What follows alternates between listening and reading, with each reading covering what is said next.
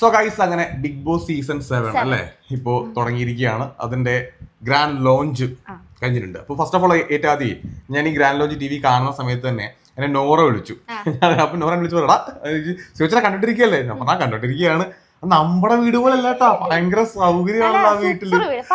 അതെ അതെ സൂപ്പർ വീട്. എനിക്ക് ഏറ്റവും ഇഷ്ടപ്പെട്ടത് അറിയാമോ? ജയില്. ആ സത്യം കേട്ടോ, ഭയങ്കര സൂപ്പർ ആയിട്ടുണ്ട്, നല്ല വെറൈറ്റി ആയിട്ടുണ്ട്.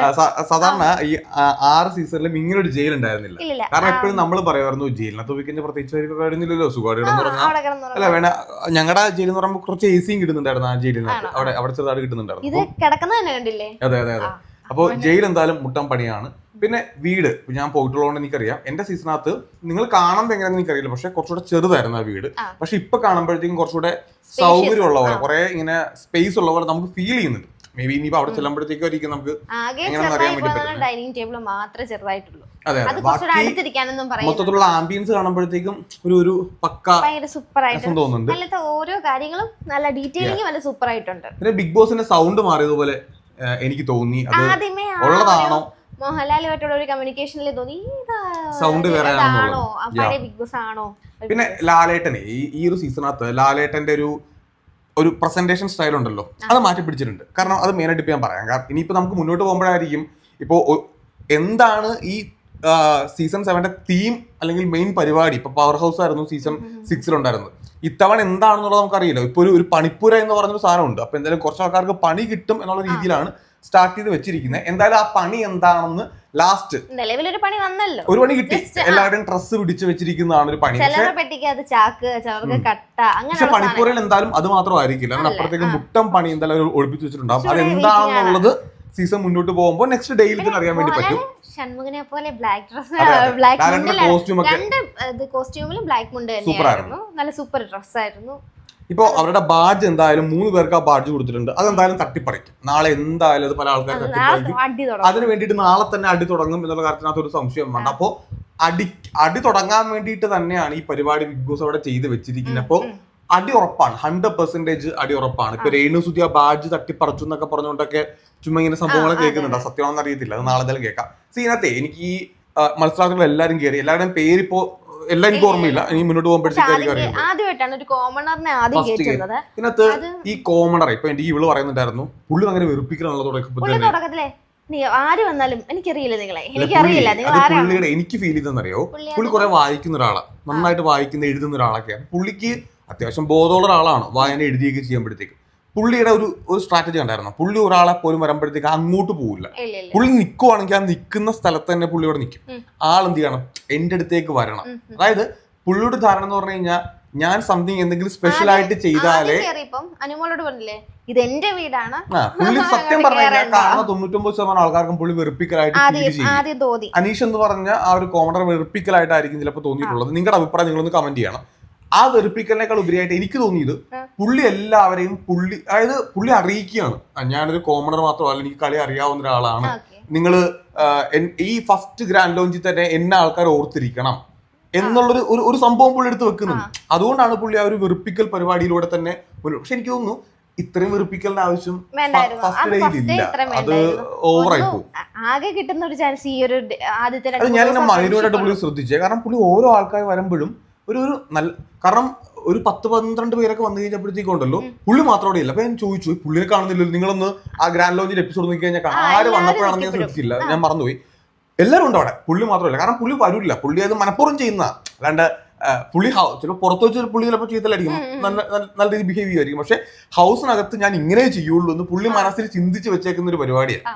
അത് അങ്ങനെ തന്നെ പുള്ളി മുന്നോട്ട് കൊണ്ടുപോകത്തുള്ളതാണ് എനിക്ക് തോന്നുന്നത്. എല്ലായിട്ടും താല്പര്യം ഇല്ല, അങ്ങനെയാണ് പുള്ളിയുടെ അതുകൂടെ മനസ്സിൽ കണ്ടായിരിക്കും തുടക്കത്തിലേ വെറുപ്പിക്കുന്നത്. പിന്നെ എടുത്തു പറയേണ്ടത് നമ്മുടെ രേണു സുധിയുടെ ഒരു സംഭവമാണ്.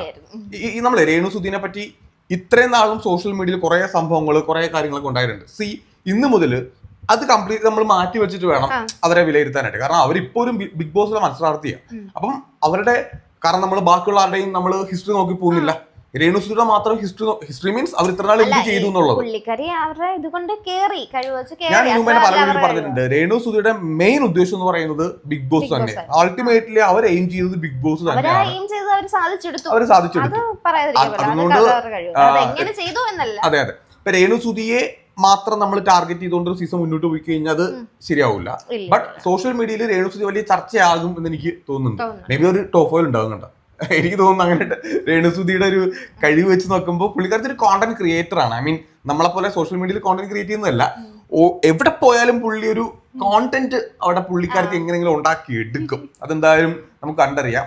ബാക്കിയുള്ള ആൾക്കാരൊന്നും നമുക്കിപ്പോ ആരും വിലയിരുത്താനൊന്നും ആയിട്ടില്ല. ഫസ്റ്റ് ഡേയിൽ വെച്ചിട്ട് ആദ്യമായിട്ടൊരു മോഡൽ പുറത്തുനിന്ന് ഒരാൾ വരുന്നു. അത് അതെ മലയാളം ബിഗ് ബോസിൽ ആദ്യമാണെന്ന് തോന്നുന്നു. ഇതിനു മുന്നേ ബിഗ് ബോസിൽ പങ്കെടുത്ത ഒരു മത്സരാർത്ഥി വരുന്നത് ആദ്യമാണ്. അപ്പൊ ശ്രീതു ഉൾപ്പെടെയുള്ള ആൾക്കാര്, തമിഴിലുള്ള ആൾക്കാരൊക്കെ വന്നിട്ടുണ്ട്. പക്ഷെ ബിഗ് ബോസിൽ പങ്കെടുത്ത ഒരു മത്സരാർത്ഥി, ബിഗ് ബോസിൽ പങ്കെടുത്ത ഒരാള്, അതെ ഗിസൈൽ അങ്ങനെ കണ്ടാണ് അവരുടെ പേരെന്ന് തോന്നുന്നു. പിന്നെ നമുക്ക് പരിചയമുള്ള ഒരുപാട് ആൾക്കാർ കേട്ടോ. ഇപ്പൊ എനിക്ക് പരിചയമുള്ള ഇപ്പൊ ആരുടെ ഞാൻ പേരൊന്നും പറയുന്നില്ല, പക്ഷെ എനിക്ക് പരിചയമുള്ള ഒരുപാട് ആൾക്കാരൊക്കെ നമ്മുടെ സീസണിനകത്ത് ഉണ്ട്.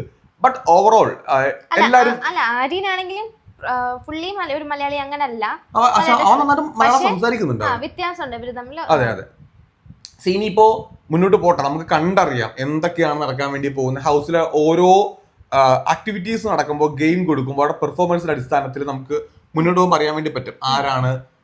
പക്ഷെ നീ നിലച്ചോക്കി, ഇത്രയും പേര് കയറി, 10-20 പേര് കയറി, പക്ഷെ എല്ലാവരും ഇന്ന് ഓർത്തിരിക്കുന്ന ഇപ്പം അനീഷ് എന്ന് പറഞ്ഞ പേര് നമ്മൾ ഓർത്തിരിക്കും.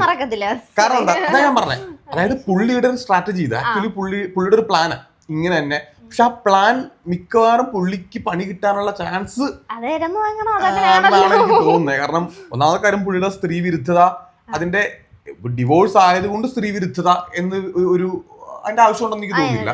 ഇനി പുരുഷന്മാർക്ക് വേണ്ടി സംസാരിക്കാം, ഇവിടെ ഫെമിനിസം എന്നൊക്കെ പറയുന്ന പോലെ പുരുഷന്മാർക്ക് വേണ്ടി സംസാരിക്കാം. പക്ഷെ സംസാരിക്കുമ്പോൾ അതെങ്ങനെ, എന്തിന് എന്നുള്ള കുറെ ചോദ്യങ്ങളൊക്കെ ഉണ്ട്.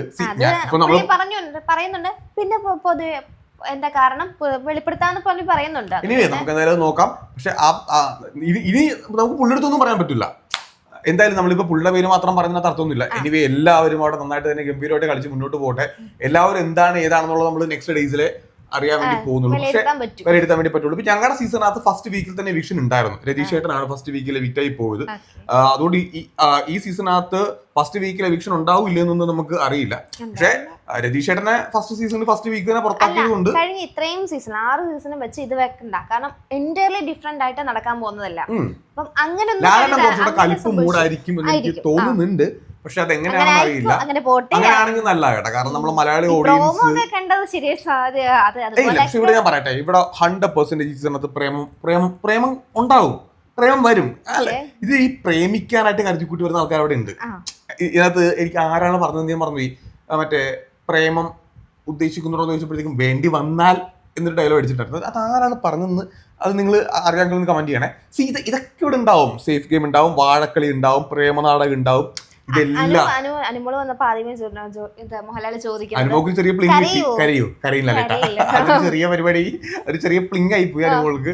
അനുമോൾ അത് ഇത്രൂടെ നന്നായിട്ട് ഹാൻഡിൽ ചെയ്യേണ്ട സംഭവമായിരുന്നു. അവിടെ അനുമോൾക്ക് അവിടെ തന്നെ ഒരു ചെറുതായിട്ടൊന്ന് പദവി പോയിട്ടുണ്ട്. ഇനി എന്തായാലും നമുക്ക് കാണാം. ഇപ്പൊ ഓരോ ശരിയാ, ഒന്ന് പേടിപ്പിച്ചെടുത്തേക്ക് അതിനകത്ത് വെച്ചിട്ട് തന്നെ കരഞ്ഞു പോകും. അതെ, എന്തായാലും നമുക്ക് എപ്പിസോഡ് മുന്നോട്ട് പോകുമ്പോഴത്തേക്കും കാണാം. നാളെ തൊട്ട് ലൈവ് ഒക്കെ ഉണ്ടാവും. നമുക്ക് എന്തായാലും നോക്കാം ഓരോ ദിവസവും ആരുടെയൊക്കെ പെർഫോമൻസ് എങ്ങനെയൊക്കെ ആയിരിക്കും. നാളെ തൊട്ട് എന്തായാലും അടിപൊട്ടും എന്നുള്ള കാര്യത്തിനകത്ത് ഒരു സംശയം വേണ്ട. കാരണം അവരുടെ എസെൻഷ്യൽ ആയിട്ടുള്ള സാധനങ്ങളെല്ലാം പെട്ടിയിലാണ്. അപ്പം അവർക്കത് കിട്ടണം. അത് ആദ്യത്തെ ഒരു ദിവസം എങ്ങനെയും തള്ളി നീക്കിയാലും അവർക്ക് അവരുടെ സാധനങ്ങൾ ഇല്ലാതെ ഈവൻ മാറിയിടാൻ ഡ്രസ് ഇല്ലെങ്കിൽ അവർക്ക് മെനക്കെടാവും. അത് അതിനുവേണ്ടി അടി ആയിരിക്കും ഇവിടെ. എന്തായാലും പൊളിക്കട്ടെ അല്ലേ?